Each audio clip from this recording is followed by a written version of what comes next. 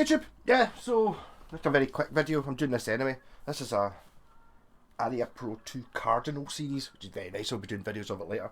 But one thing about this is the tuners. It's this type. These have been painted at some point. You know, the not so good ones. Kind of the only weak point in this guitar, I think. But well, that's the one I've kind of already sorted. But they're kind of, you know, you've seen these before. It's not the ideal, and I'm actually going to recommend to my pal that he just buys new tuners for it. But so this one's not as wobbly. That's quite wobbly, right? So I'm just going to show you a very quick and free fix to these. Can I put that so you can actually see it, right? So if I just take this off, this is kind of would be more for if you were I don't know. The problem with these, I should probably have brought through a normal tuner to see, but these don't screw in from the top the way modern Gotoh style ones do. So these have got like Clussen tuners. That bit there's fixed, and the only thing that's holding this on are these two wee screws. You get ones that screw in from the top, which are your Gotoh type. Okay.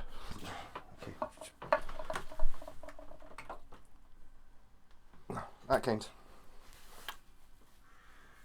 These are actual Gotoh Ibanez ones. They're that shape, but see these have got like a washer in the front, so that this bit here screws down into the back bit.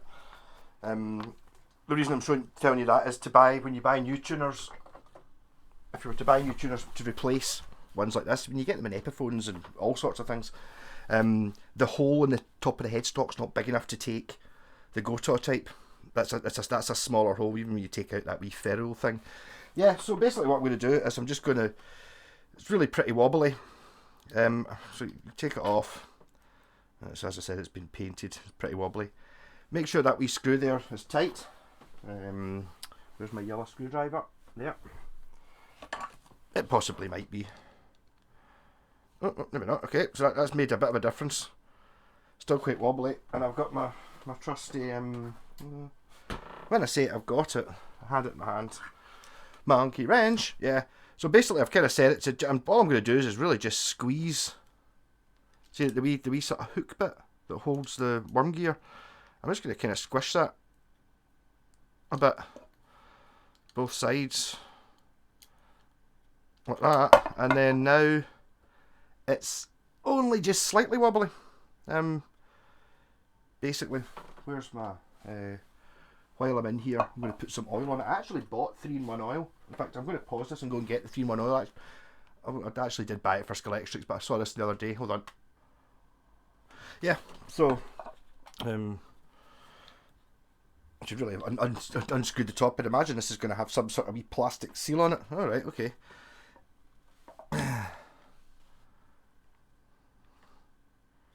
How to use shake well, remove the tip of the spout. Alright, okay. You got to shake it and then you've got to cut the end off. So trying to unscrew that was a bit silly. If I just take the end off, the wee tip off this. Okay. I mean, I'll put a wee bit of oil just on that, and then I'll get my string winder out and give it a bit of a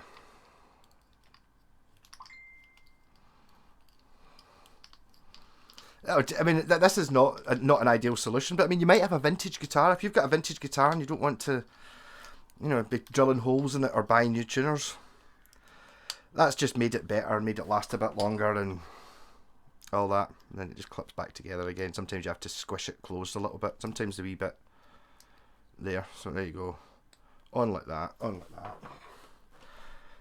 And while I've got this off, I'm going to clean around there. But there you go. So I actually managed to do a 5-minute video. Yes! I feel that as a bit of an achievement. So top tech tips. Yeah, that can be useful for anyone. And it's free. And it might mean you can actually use a guitar. I don't know if it was a gigging one I would maybe do that. But it makes it better. Whether it makes it a lot better, I don't know. Anyhow, rock on. Oh, come on.